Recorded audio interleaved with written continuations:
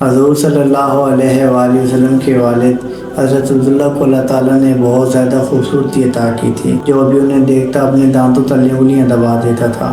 اس لیے مکہ والے آپ سے بہت محبت کرتے تھے۔ حضرت عبداللہ اپنے چہرے کی خوبصورتی کے ساتھ ساتھ دل کے بہت اچھے انسان تھے۔ غریبوں کی مدد کرنا، یتیموں کا سہارا بننا اور بیوہ عورتوں کے لیے دوڑ دوڑ کر کام کرنا، یہ ان کی زندگی کے خاص عمل تھے۔ حضرت عبداللہ کے چہرے پر ایک نور چمکتا تھا جو اس بات کا اشارہ کرتا تھا کہ یہ ایک ایسے نبی کے باپ ہیں جو ساری دنیا سے گمراہی کو ختم کریں گے۔ ایک دن حضرت عبداللہ بازار سے گزر رہے تھے۔ ایک مشہور جادوگرنی عورت نے حضرت عبداللہ کو اپنے پاس بلایا۔ جادوگر عورت بہت زیادہ خوبصورت تھی اور اپنے علم و ہنر کی وجہ سے لوگوں میں بہت مشہور بھی تھی۔ اس نے حضرت عبداللہ سے کہا کہ اے عبداللہ، تمہارے باپ نے زمزم کا کنواں کھودتے ہوئے نظر مانی تھی کہ ایک لڑکی کو ذبح کریں گے، پھر تمہارا نام آ گیا، لیکن تمہاری جگہ 100 اونٹوں کو ذبح کیا گیا۔ آج میں تمہیں 100 اونٹ اس بات کے بدلے میں دوں گی کہ تم میرے ساتھ ایک رات گزار لو۔ حضرت عبداللہ نے کہا، ارے نہیں، یہ گناہ کی بات ہے، میں ایسا ہرگز نہیں کر سکتا، مجھے مرنا گوارا ہے، لیکن یہ برا کام کبھی نہیں کر سکتا۔ حضرت عبداللہ اپنے گھر کو چلے گئے۔ کچھ دنوں کے بعد حضرت عبدالمطلب نے اپنے بیٹے عبداللہ کی شادی مدینہ کے ایک بہت اونچے خاندان کی لڑکی حضرت آمنہ سے طے کر دی، اور پھر کچھ دنوں کے بعد انہوں نے دونوں کی شادی کروا دی۔ حضرت عبداللہ حضرت آمنہ کو لے کر اپنے گھر آ گئے۔ اسی دن شام کو حضرت عبداللہ کو وہی جادوگر عورت بازار میں پھر ملی۔ کہنے لگی کہ عبداللہ، میں بدکار عورت نہیں ہوں، میں ایک شریف گھرانے سے تعلق رکھتی ہوں۔ میں نے اس دن جو تم سے کہا تھا کہ میری ساتھ ایک رات گزار لو، وہ اس وجہ سے تھی کہ میں تمہارے ماتھے پر آخری نبی کا نور دیکھا تھا۔ میں چاہتی تھی کہ وہ نور میرے بدن میں آ جائے اور میں اس نبی کی ماں بن جاؤں، لیکن تمہاری بیوی آمنہ اس میں بازی لے گئی۔ حضرت عبداللہ اپنی بیوی آمنہ سے بہت محبت کرتے تھے۔ حضرت آمنہ بہت زیادہ خوبصورت تھیں۔ شادی کے 2 مہینے بعد ایک رات حضرت عبداللہ اپنی بیوی آمنہ سے کہنے لگے کہ آمنہ، مجھے 3 دنوں کے بعد ملک شام کی طرف کاروبار کے لیے سفر کرنا ہے تاکہ کچھ پیسے کما سکوں اور اپنے پیدا ہونے والے بچے کے لیے کچھ چیزیں خرید سکوں۔ حضرت آمنہ نے کہا، آپ چلے جائیں تو میں کیسے اکیلی رہوں گی، مجھے بالکل اچھا نہیں لگتا آپ کے بغیر۔ حضرت عبداللہ کہنے لگے کہ آمنہ، تم پریشان نہ ہونا، میں جلدی واپس آ جاؤں گا، تمہارے لیے اچھے اچھے تحفے لے کر آؤں گا۔ اور پھر 3 دنوں کے بعد حضرت عبداللہ نے اپنا رخت سفر باندھ لیا، سامان تیار کیا، اونٹ پر بیٹھ کر ملک شام کی طرف روانہ ہو گئے۔ جب گھر سے نکل رہے تو حضرت آمنہ دروازے کے پاس کھڑی اپنے شوہر کی امیدی نظروں سے دیکھ رہی تھی اور آنکھوں میں ان سے کہہ رہی تھی کہ جلدی آنا، مجھے آپ کے بغیر بالکل اچھا نہیں لگتا۔ حضرت عبداللہ کا اونٹ چلتا جا رہا تھا اور حضرت آمنہ دروازے پر کھڑی اپنی محبت کو دور جاتا دیکھ رہی تھیں۔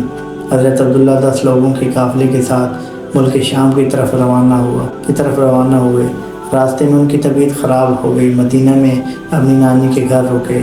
وقت گزرتا گیا۔ حضرت آمنہ ہر روز اپنے شوہر کا انتظار کرتی، ہر آنے جانے والے سے خبر لیتی، لیکن کوئی پتہ نہیں چل رہا تھا کہ میرے شوہر عبداللہ کب آئیں گے، لیکن کسی کو صحیح معلوم نہیں تھا۔ جب بھی مکہ میں کوئی قافلہ تجارت کر کے واپس لوٹتا، گھر کے دروازے پر کان لگا کر کھڑی ہو جاتی کہ شاید میرے شوہر عبداللہ آ گئے ہیں، لیکن بعد میں خبر ملتی کہ حضرت عبداللہ اس قافلے میں نہیں ہیں۔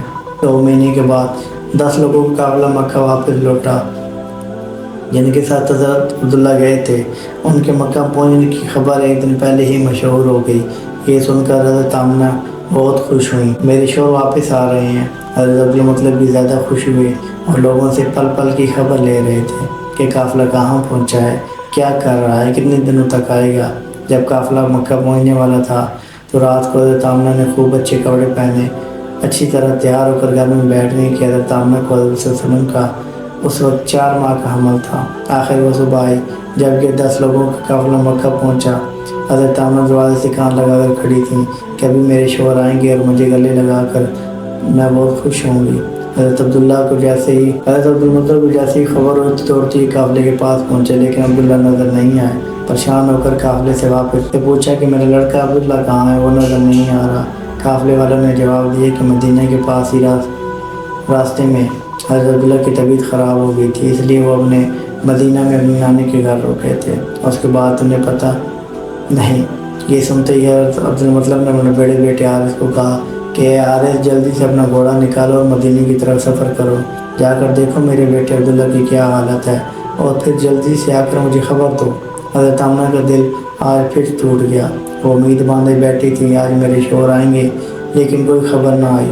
ادھر حضرت تیز رفتار گھوڑے سے مدینہ پہنچے، نانی کے گھر پہنچے، نانی سے پوچھا عبداللہ کہاں ہے، تو نانی نے بتایا، گھر والوں نے بتایا کہ حارث عبداللہ کی طبیعت بہت زیادہ خراب تھی، انہیں دل کا دورہ پڑ رہا تھا، ان کی ابھی 1 مہینے پہلے وفات ہو چکی ہے، ہم انہیں نابغہ نام کی جگہ پر دفن کر دیا ہے۔ یہ سن کر حضرت حارث کی بھی آنکھوں سے آنسو آ گئے، وہ بھی اپنے چھوٹے بھائی سے بہت محبت کرتے تھے۔ واپس پہنچے، اپنے باپ حضرت عبدالمطلب کو خبر دی تو حضرت عبدالمطلب کے ہوش اڑ گیا، اچانک ان کی آنکھوں سے آنسو بہنے لگے اور اپنے بیٹے عبداللہ کی وفات کا غم برداشت نہ کر سکے، لیکن فوراً خود کو سنبھالا اور سارے لوگوں کو جمع کر کے کہا کہ لوگوں، آمنہ کو اس کی بات کی خبر نہ ہو کیونکہ وہ حمل سے ہے، میں چاہتا ہوں کہ میرے عبداللہ کی نسل آگے چلے، وہ بے اولاد نہ رہے، اس کے گھر بھی ایک لڑکا ہو جو میرے عبداللہ کا وارث بنے۔ حضرت عبدالمطلب نے شفا نامی ایک دائی کو بلایا اور کہا کہ شفا، تم اپنے آمنہ کو بہت سمجھا بجھا کر بہت تسلی دے کر یہ خبر سنانا کہ ان کے شوہر کی وفات ہو گئی ہے، لیکن دھیان رکھنا کہ ان کے اوپر زیادہ صدمہ نہ لگے کیونکہ وہ امید سے ہے۔ حضرت آمنہ گھر میں بیٹھی انتظار کر رہی تھی کہ حارث اپنے چھوٹے بھائی عبداللہ کو مدینے سے لے کر آ چکے ہوں گے اور میرے شوہر عبداللہ بھی مجھے ملنے گھر آئیں گے۔ اتنی دیر میں حضرت شفا گھر پہنچتی ہیں، حضرت آمنہ کو پاس بلا کر فرماتی ہیں کہ آمنہ تم پریشان نہ ہونا، میں تمہیں ایک بات بتانے آئی ہوں، تم خود کو سنبھال لینا، اپنے شوہر کی خاطر، اپنے بچے کی خاطر خود کو سنبھال لینا، کیونکہ تمہیں صدمہ لگنے سے اس 4 مہینے بچے کو نقصان ہو سکتا ہے۔ پھر حضرت شفا نے حضرت آمنہ کو ساری باتیں بتا دی، تمہارے شوہر عبداللہ کے راستے میں طبیعت خراب ہو گئی، پھر مدینہ میں ان کی نانی کے پاس ان کی وفات ہو گئی، وہیں ان کو دفن کر دیا گیا۔ یہ سن کر حضرت آمنہ کی آنکھوں سے آنسو بہنے لگے، وہ خود کو سنبھال نہیں پا رہی تھی۔ حضرت شفا نے ان کے سر پر ہاتھ پھیرتے ہوئے کہ اے آمنہ، خود کو سنبھالو، تم امید سے ہو اور یہ پریشانی تمہیں نقصان پہنچا سکتی ہے۔ حضرت آمنہ نے خود کو سنبھالا، لیکن ان کے اوپر اس بات کا ایسا غم ہوا کہ پھر وہ کبھی مسکرا نہ سکیں، ہمیشہ خاموش رہتی۔ دن گزرتے گئے، حضرت آمنہ ہر پل ہر گھڑی اپنے شوہر عبداللہ کو یاد کرتی تھیں، لیکن پیدا ہونے والے بچے کی خاطر اپنے دل کو سنبھالے رہتی۔ حضرت عبدالمطلب ان کے سارے لڑکے دن رات یہی امید لگائے رہتے اور اللہ سے دعائیں کرتے کہ اے اللہ، میرے عبداللہ کے لڑکے کو صحیح سلامت اس دنیا میں بھیج دینا تاکہ عبداللہ کی نسل باقی رہ سکے۔ اسی طرح 9 مہینے گزرے اور وہ دن بھی آیا جب رسول اللہ صلی اللہ علیہ وآلہ وسلم کی پیدائش ہوئی۔ حضرت آمنہ کے گھر بچے کی پیدائش سن کر حضرت عبدالمطلب اس قدر خوش ہوئے کہ دوڑے دوڑے آئے اور اللہ کے رسول صلی اللہ علیہ وآلہ وسلم کو گود میں لے کر کعبے میں گئے اور سجدہ شکر ادا کیا۔ پھر حضور کا نام انہوں نے محمد رکھا۔ لوگوں نے یہ نام سنا تو کہنے لگے کہ آپ نے یہ کیسا نام رکھ لیا، ہم نے آج تک ایسا نام نہیں سنا۔ حضرت عبدالمطلب نے کہا کہ لوگوں، تمہیں کیا پتہ میرے اس پوتے کی دنیا میں کتنی تعریف کی جائے گی کہ آج تک اتنی تعریف کسی کی نہ کی گئی ہو۔ حضرت عبداللہ کے سارے بڑے بھائی حضور صلی اللہ علیہ وسلم کی پیدائش پر بہت خوش ہوئے، یہاں تک کہ عبداللہ کو جیسے اس کی خبر پہنچی تو اس نے اپنی نوکرانی کو آزاد کر دیا اپنے بھتیجی کی خوشی میں۔ انتقال کے وقت آپ کی عمر 25 یا 28 سال تھی۔ حضرت عبدالمطلب نے اپنے بھائی زبیر بن عبدالمطلب کو مدینے بھیجا اور وہ ان کے جنازے میں شامل ہوئے اور انہیں دارالبناغ میں دفن کیا گیا۔ سیدہ آمنہ خاتون کے لیے شوہر نامدار کا سامنے ارتحال ناقابل برداشت تھا۔ کبھی شادی خانہ آبادی کو آخر اتنا عرصہ گزر ہی نہیں تھا کہ آپ کے قلب انور پر اس کا صدمہ ہوا کہ اس کا اندازہ آپ کے نام سے اشعار سے ہوتا ہے۔ حضرت آمنہ فرماتی ہیں، ہاشم کا ایک فرزند بطحا مدینہ کی جانب جا کر چاند کی طرح چھپ گیا، وہ لحظ میں 72 جوانوں کے شور و غل کے ساتھ جا کر سو گیا۔ موت نے یوں ہی اس کو پکارا، اس نے فوراً لبیک کہہ دیا۔ افسوس کہ ہاشم کے اس فرزند کی نظیر موت نے اب دنیا میں نہیں چھوڑی۔ اس کے دوست شام کے وقت اس کی لاش کو اٹھائے جا رہے تھے اور وہ عذرائے محبت و عقیدت کا کندھا بدلتے اس کے اوصاف بیان کرتے چلے جا رہے تھے۔ اگرچہ موت نے ان کو ہم سے دور کر دیا ہے، مگر اس میں تو شک نہیں کہ وہ بہت زیادہ سخی اور غریبوں کی ازحد ہمدرد تھے، یعنی ان کے دلوں سے ان کی یاد تو نہیں نکل سکتی۔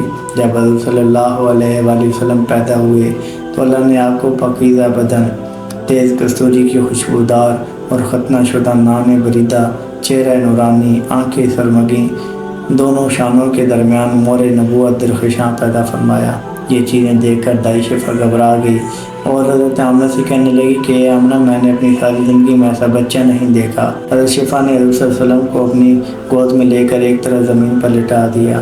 دائی شفا نے جیسے حضور صلی اللہ علیہ وسلم کو زمین پر لٹایا، حضور صلی اللہ علیہ وسلم نے ایک جھٹکے سے کروٹ بدلی اور گھٹنے ٹیک کر سیدھے سجدے میں چلے گئے۔ یہ دیکھ کر حضرت آمنہ کی حیرانی کی انتہا نہ رہی۔ پورے 15 منٹ تک حضور صلی اللہ علیہ وسلم سجدے میں رہے اور پھر سے اپنا سر اٹھا کر آسمان کی طرف انگلی سے اشارہ کیا اور ساری دنیا کو بتا دیا کہ اے لوگوں، اس دنیا کو پیدا کرنے والی ذات صرف اللہ کی ہے۔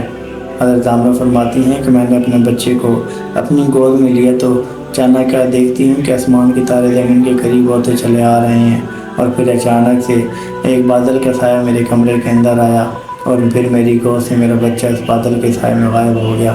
اس بادل کے اندر سے ایک آواز آنے لگی کہ اے جبرائیل، اس بچے کو ساری دنیا کا چکر لگاؤ، سارے نبیوں سے ملوا دو، اسے یوسف علیہ السلام کی خوبصورتی دو، اسے ایوب علیہ السلام کا صبر دو، اسے ابراہیم علیہ السلام کی دوستی دو، اسے داؤد علیہ السلام کی میٹھی زبان دو۔